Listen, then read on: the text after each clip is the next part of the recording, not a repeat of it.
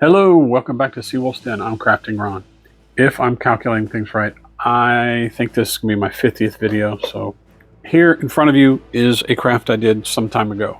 Well, I started it 1 year in like 2018, 19, somewhere in there, and then continued it in 2020.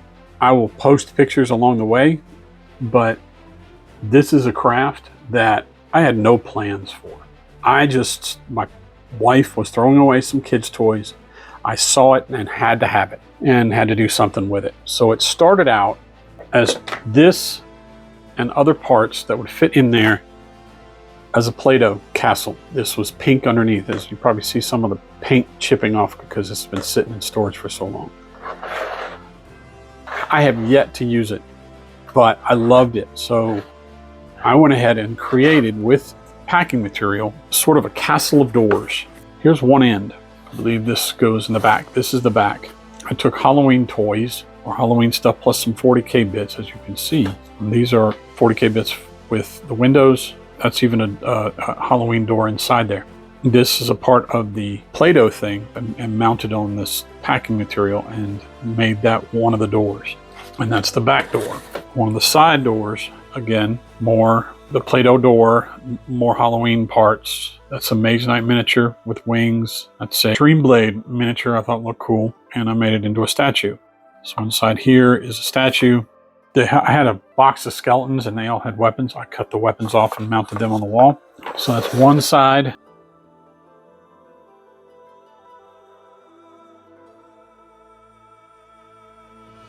The other is very similar. The same Mage Knight figure and another Dream Blade statue stuck inside.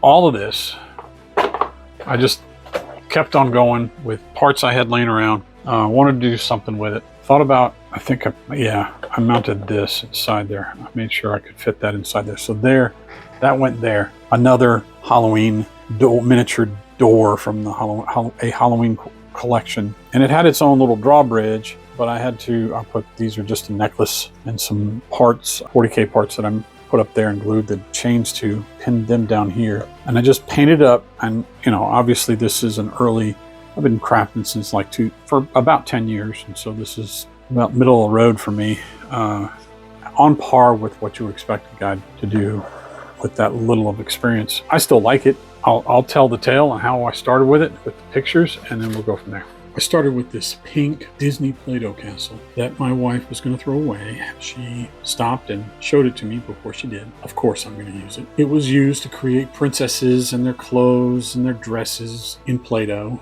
There are molds for the figures and dresses. And I cut all that out to put skulls on it, and I feel like it looks much better now.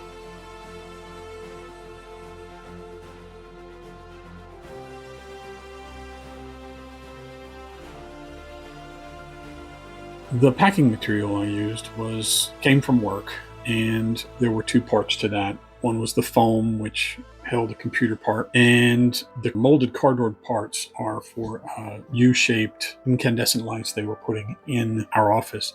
And I looked at those packing materials and said, those look like castle archways. So I grabbed a couple of those before they threw them away. I cut them up and fit them with the foam to make what I felt like looked like a pretty good castle. I ended up having to use not only hot glue, but some spackle to get everything kind of molded and looking like one piece. I feel like I accomplished that to a degree, but still not something that I would say is perfect, but it's definitely table ready. So I painted the doors first. I decorated them with Halloween skulls and had some Halloween skeleton hands and kind of just dressed them up with those. Used some 40K bits to dress the central part. Built the drawbridge. Used foam core to do the wood texture of the drawbridge. Then I slapped them all together. There it was.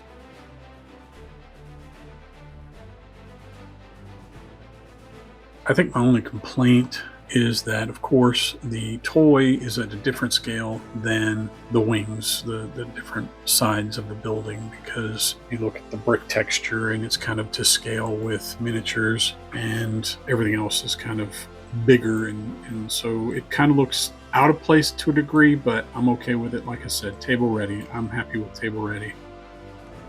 painted it up with sponging techniques to make it look like stone. Used those Halloween doors and used a skull ring for the front door. There you have it. I was real happy with the end result. And of course, in each door, I placed a different dreamscape statue. What I imagined this being is a tomb that held a secret that the players would go to one door, find out they can't open it, and find out that there's a puzzle of some kind that they have to solve by going to each door first. And each door there's a challenge. It might be a fighting challenge, or it might be a riddle or something like that. And if they choose the wrong door, they get a nasty beastie or a nasty punishment of some kind. Finally, they would find the right door, with front or back door, and then they fight whatever's there to get to the middle. And at the middle, a magic item or something.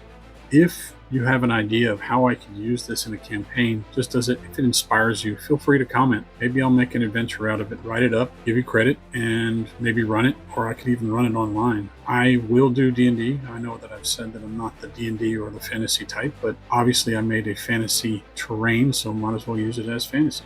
I hope you like it, find it inspiring. Feel free to comment, share, like, and follow.